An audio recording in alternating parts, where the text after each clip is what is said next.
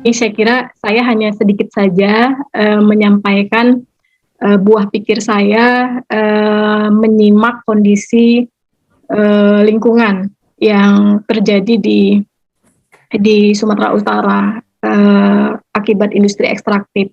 Nah, biasanya kebetulan saya berteman dengan satu orang peneliti yang pernah punya pengalaman bekerja di perusahaan tambang.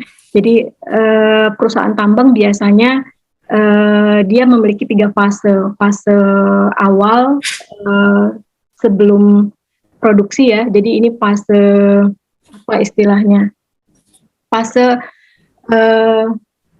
untuk mengidentifikasi apa sih kandungan yang ada di dalam satu lokasi. Kemudian fase konstruksi ini setelah dipastikan bahwa kondisi kandungan mineral dan alam yang ada di dalam kawasan tersebut cukup menguntungkan dan potensial secara ekonomi, maka biasanya korporasi tersebut masuk ke fase konstruksi. Nah, biasanya kalau di fase awal perlawanan tidak begitu banyak. Di fase konstruksi perlawanan biasanya mulai menguat. Nah, fase yang ketiga adalah fase konstruksi. Nah, ada satu lagi fase, yaitu fase pasca produksi, post mining biasanya. Nah, biasanya persoalan-persoalan yang timbul di fase produksi maupun pasca produksi biasanya lebih complicated. Dalam referensi terkait industri ekstraktif yang tersedia, saya kira persoalan-persoalan terkait pertanahan, terkait tata kuasa, tata guna lahan, kemudian terkait perburuhan, lalu kemudian yang lebih seru juga ketika industri post mining itu biasanya lebih seru karena persoalan-persoalan muncul ketika misalnya migran-migran yang datang di satu kawasan, kemudian mau kemana mereka pasca mining tersebut. Ini menimbulkan persoalan baru bagi diri mereka sendiri dan keluarga mereka, juga bagi masyarakat di mana mereka berada. Iya, memang belum digeser Haji. Itu penghantar kawan-kawan bahwa persoalan industri ekstraktif memang biasanya membawa dampak dan potensi dampak yang luar biasa pada masyarakat sekitar, karena kita tahu bahwa ini dari hulu ke hilir itu persoalannya complicated dan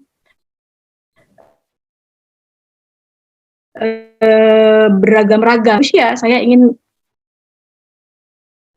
sebagai antropologi manusia dalam hal ini kita tempatkan dalam industri ekstraktif ini. Saya menggunakan Faida dan Walter 99. Nah, dan untuk melihat persoalan ekologi politik itu dengan event ekologi. Jadi melalui pendekatan kita bisa melihat apa sih peristiwa yang terjadi dan bagaimana sih perubahan ekologi di satu kawasan itu berubah. Nah, kalau Sumatera Utara sendiri, saya sebetulnya tidak sempat melakukan riset khusus ya terkait ini, tapi dari pengalaman saya sebagai aktivis skolar, ada banyak persoalan di Sumatera Utara yang terkait industri ekstraktif. Nah, misalnya kalau kita mau melihat event ekologi yang sudah terjadi ya, kalau untuk Pangkalan Susu yang terlihat itu gatal-gatal menahun, setidaknya sudah sejak 3-4 tahun terakhir sampai sekarang itu terus terjadi. Tadi sudah disampaikan oleh Kak Mimi dan kakak dari Pangkalan Susu. Nah, kemudian kita bisa juga lihat misalnya longsor dan banjir bandang di Dairi, kawan-kawan, yang terjadi 18 Desember 2018. Lalu kita juga tahu bahwa ada beberapa bayi lahir encyclop bermata satu di Mandailing Natal. Nah, memang Mandailing Natal ini peti ya, bukan industri ekstraktif, tapi kita bisa lihat bahwa itu ada industri ekstraktif di kawasan sekitar Mandailing Natal itu. Nah, kemudian juga ada 11 perempuan tertimbun tambang di Madinah pada tahun 2021.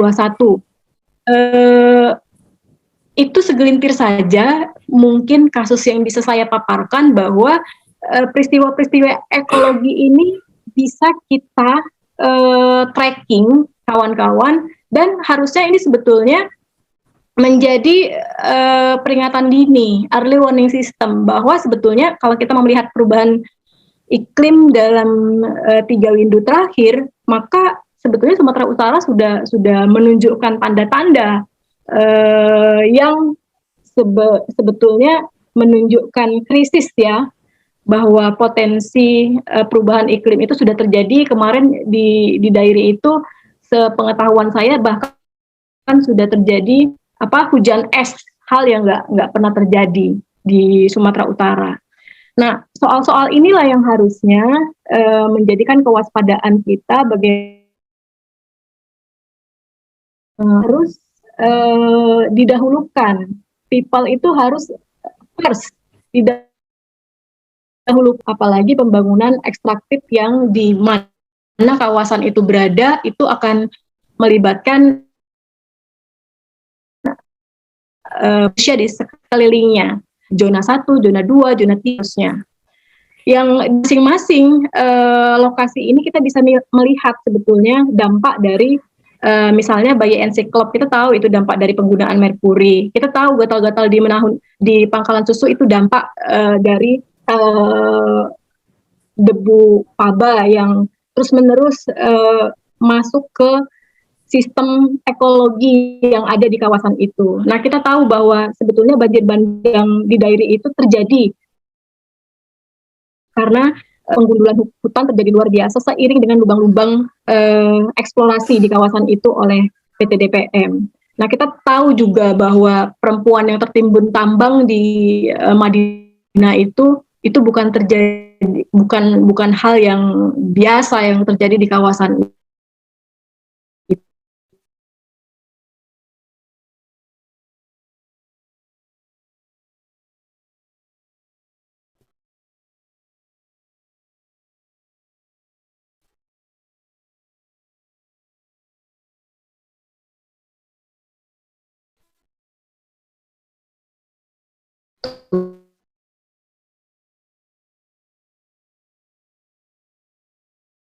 Apa recording stopnya?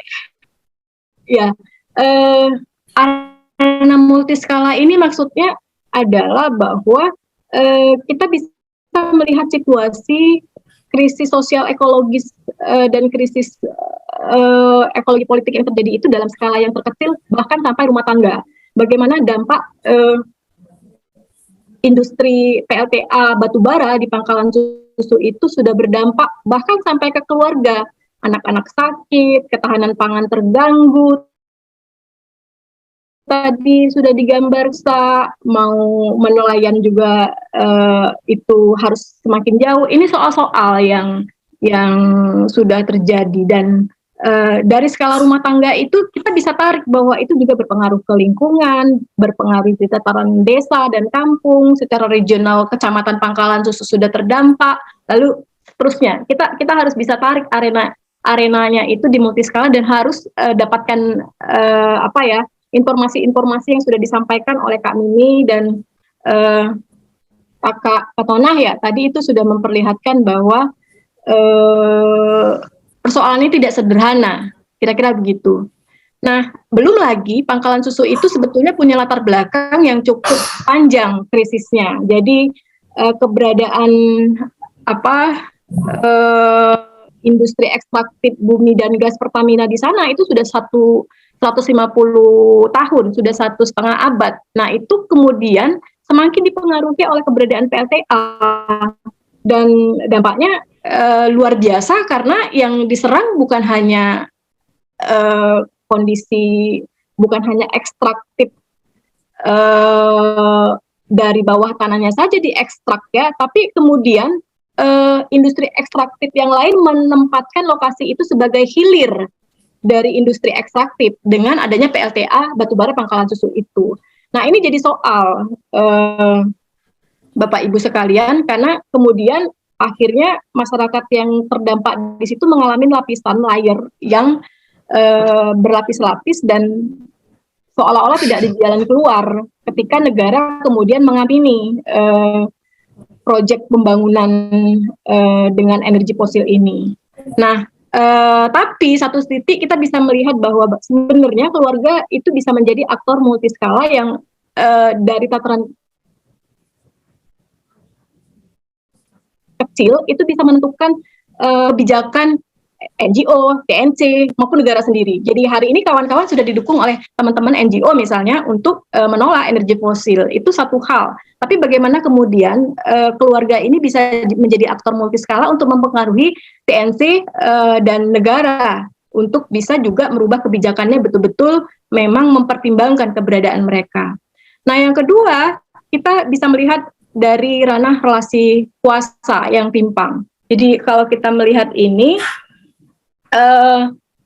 fakta-faktanya secara konseptual kita harus memperhatikan bahwa ada banyak aktor sosial yang saling berkontestasi, memperebutkan, bernegosiasi sumber daya yang ada di kawasan tersebut.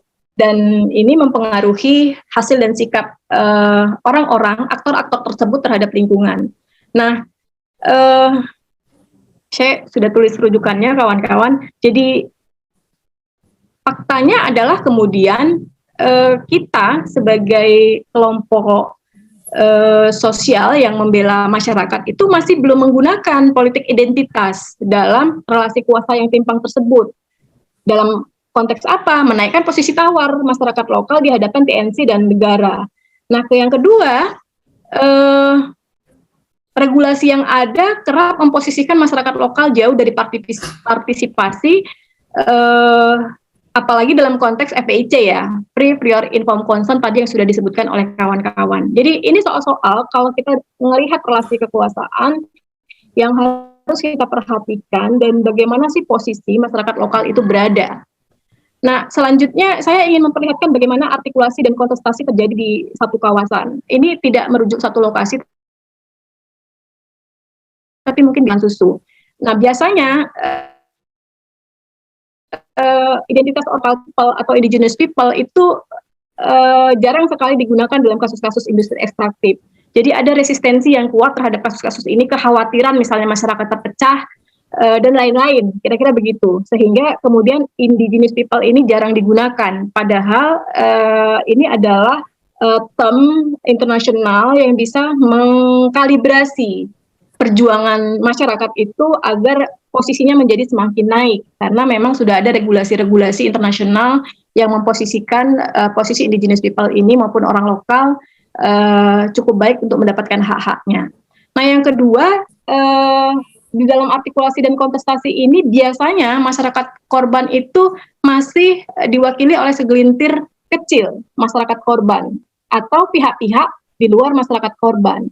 Nah, ini soal yang kemudian untuk mengeskalasi gerakannya menjadi gerakan yang lebih besar membutuhkan dukungan yang luar biasa.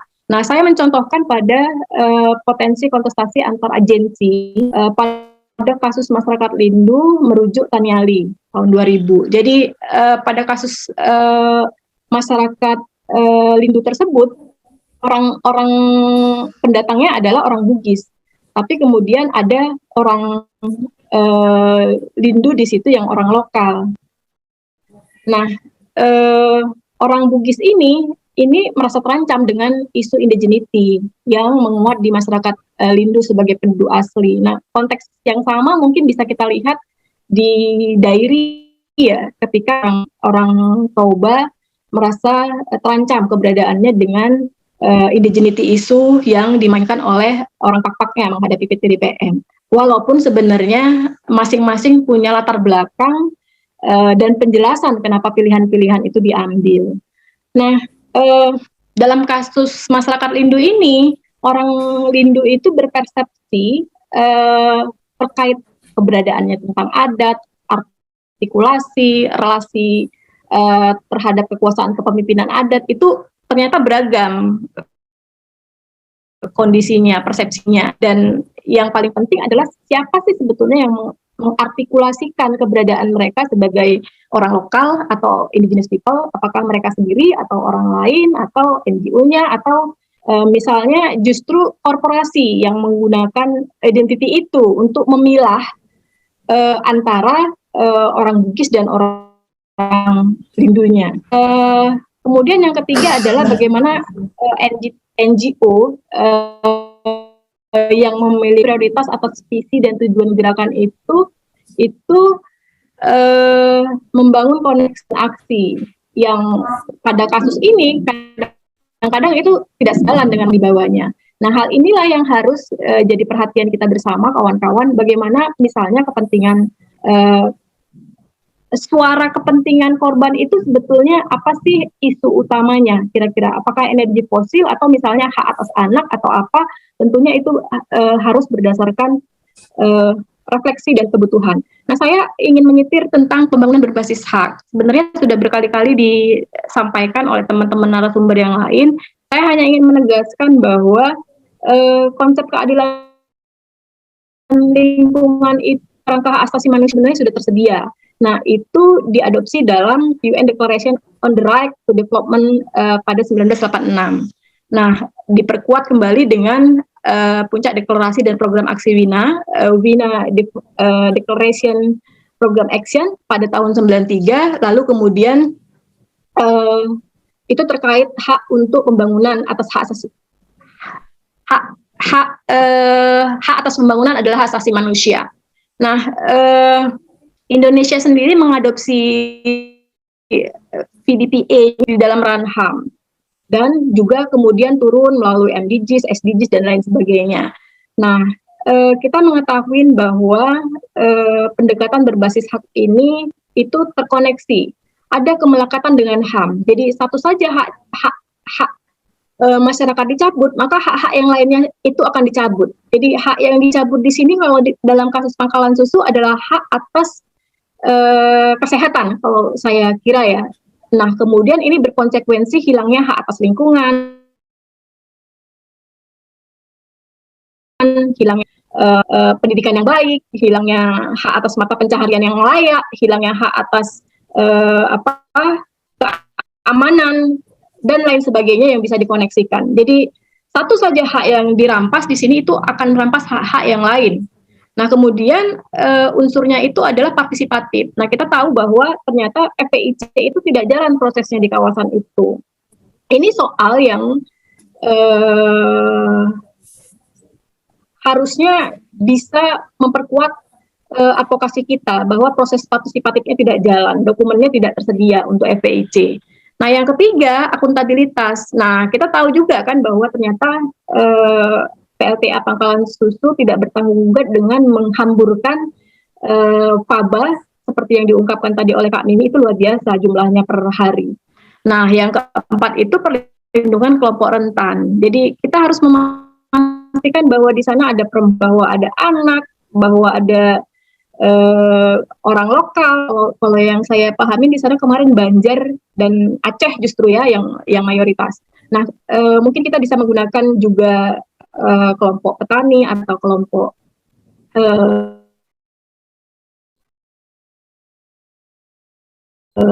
nelayan diluaskan dengan menggunakan identitas politik yang beragam tersebut. Nah, apa sih yang bisa dilakukan dengan kondisi carut marut yang demikian untuk memperkuat masyarakatnya, masyarakat lokal di sana untuk tetap bisa berdaya.